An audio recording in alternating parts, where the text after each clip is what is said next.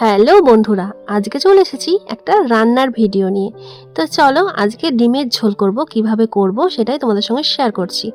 ডিম আলু তো সেদ্ধ করে রাখাই হয়ে গেছে। তো চলো ডিমের খোলাগুলো একটা একটা করে ছাড়িয়ে নেওয়া যাক। আর হ্যাঁ, অনেকেই ভাববে ডিমের ঝোল কে না পারে।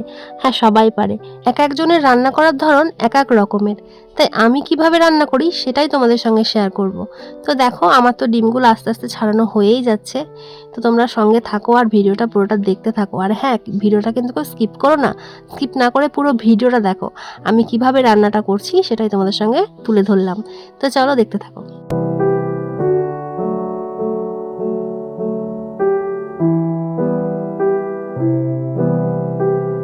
সিদ্ধ করা আলুগুলোকে একে একে কেটে নেব। তো আমি তো এটা সেদ্ধ আলু দিয়েই করছি, তোমরা চাইলে কাঁচা আলু দিয়েও করতে পারো। আর সেদ্ধ আলু দিয়ে করলে একটু তাড়াতাড়ি হয়ে যায় রান্নাটা। তো চলো আলুগুলো কাটা হয়ে যাক। তারপরে কি করছি বলো তো, ডিমগুলো আমি কেটে কেটে নিচ্ছি, কারণ হচ্ছে ডিমের মধ্যে যাতে তেল মশলা ভালো ঢোকে, তার জন্য আমি ডিমগুলো চারি সাইড দিয়ে কেটে কেটে নিচ্ছি। তো দেখো, দেখতে থাকো। আর দেখো, আমার ডিমগুলোকে লবণ হলুদ মাখানো হয়ে গেছে, এবার ভাজতে যাব। তো চলো, তেল দিয়ে দিয়েছি, ডিমগুলো একে একে ভেজেও নিই।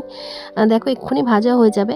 তো যাই হোক, ডিমগুলো ভালো করে নেড়ে চেড়ে, আমি খুব একটা বেশি ভালো করে ভাজি না, মানে ভালো করে বলতে লাল লাল করে না ভাজলেও চলে। আমার মনে হয় ডিমের ঝোল, ডিমটা একটু হালকা ভাজলে না বেশি ভালো লাগে। লাল লাল করে আমি পছন্দ করি না, তার জন্য আমি যেরকমভাবে পছন্দ করি আমি ঠিক সেভাবেই করেছি। তোমরা চাইলে লাল লাল করেও ভাজতে পারো।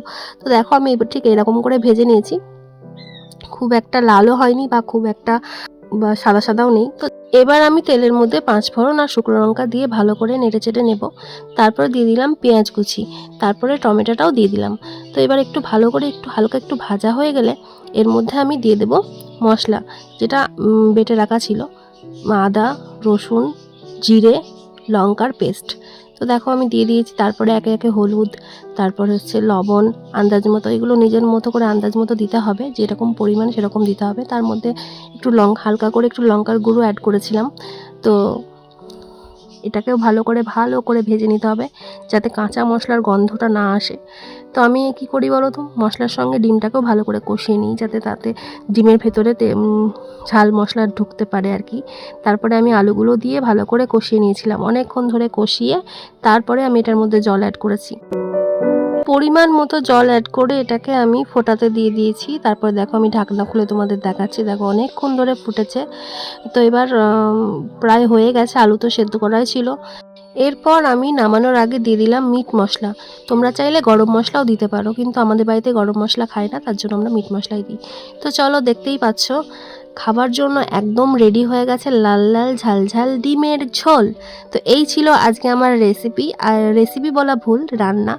তো আমি এটাই রান্না করেছি আজকে, তোমাদের সঙ্গে শেয়ার করলাম। তো কেমন লাগলো আমার ভিডিওটা অবশ্যই কমেন্ট করে জানিও। আর ভালো লাগলে একটা লাইক কমেন্ট শেয়ার করে যেও, ঠিক আছে?